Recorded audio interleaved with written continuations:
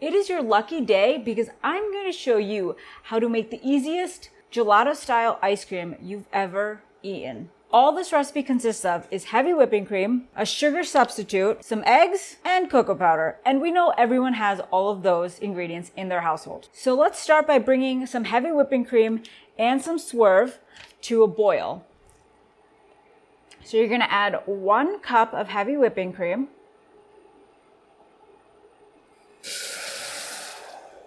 and 1/3 cup of swerve confectioner sugar to a pot. And what we're doing here is we're mimicking the condensed milk that you would normally add to an ice cream, but condensed milk is extremely high in carbs and sugar, so we are basically making a low carb version. So if you guys don't have swerve, that's totally fine.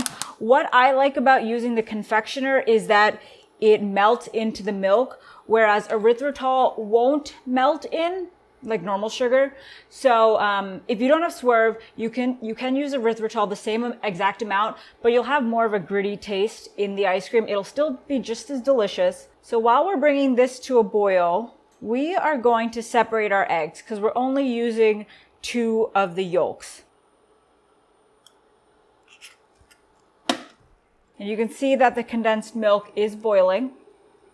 So you can lower the heat, and then to the milk, once it is boiled, we're going to add 1.5 tablespoons of cocoa powder and let it continue to cook. So as we bring this chocolate heavy whipping cream mixture back to a boil, allow that to continue to cook.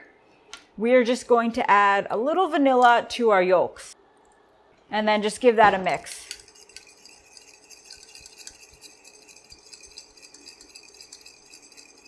The mixture will start to thicken, and that is what replicates the condensed milk. What's the best ice cream you've ever had?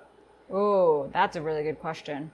I used to go to the beach every summer with my best friend, and there's a really good ice cream place that has an amazing butter pecan. Butter pecan's my favorite, so I get it no matter what ice cream place I'm at. I never change it up, and it's always worth it. But down at the beach, LBI, Long Beach Island. Okay, so this mixture looks good. We're gonna turn the heat off. So you can tell it's thicker, and the chocolate's completely incorporated. And we just wanna let this cool for a second. We don't wanna add a hot mixture straight to the eggs, otherwise the eggs could cook. So we let our condensed mixture cool. Looking good and thick. And we're just going to add it directly to the yolk and vanilla mixture we just made and slowly incorporate it. You could use a hand mixer if you have one. We've used it in the past, but it's not mandatory. You can just whisk it with a fork. You just want to make sure it's all fully incorporated. Slowly add some and give it a mix.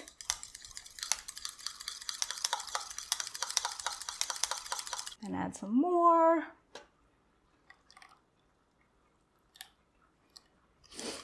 If you use a hand mixture, you're less likely to have like chunks of cocoa powder.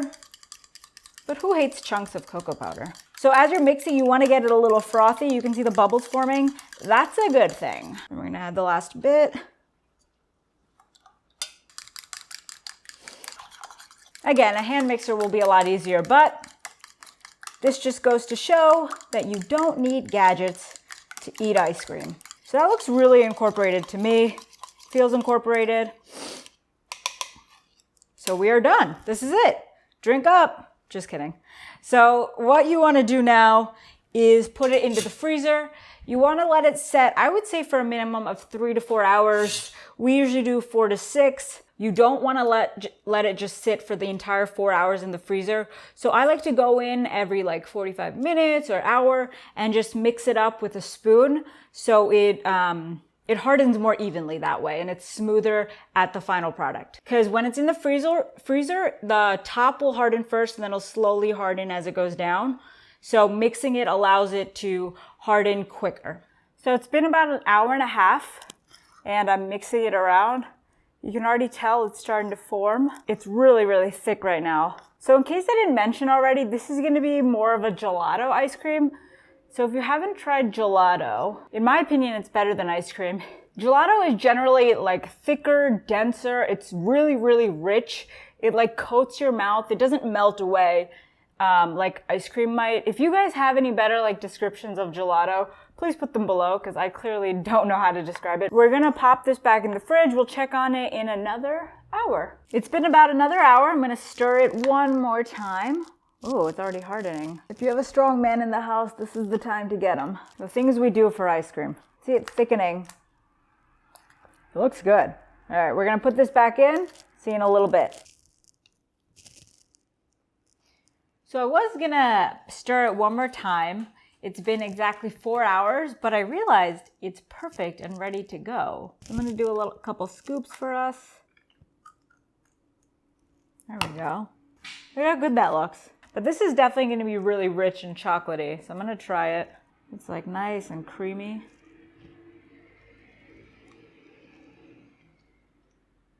And that's what ice cream should taste like, keto or non-keto. Oh man, it's so rich. The heavy whipping cream and the chocolate, and then it's just the perfect amount of sweetness. There's no words to describe how delicious it is. You guys really just need to make it.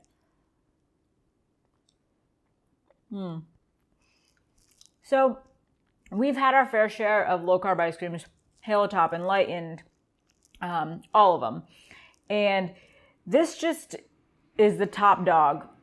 It's definitely the lowest carb of all ice creams, and it's the creamiest and most ice cream-like. So if you want to remember what real ice cream tastes like and not worry about paying $7 for it, finding it in the grocery store, or going over on your carb limit, make our low-carb chocolate ice cream.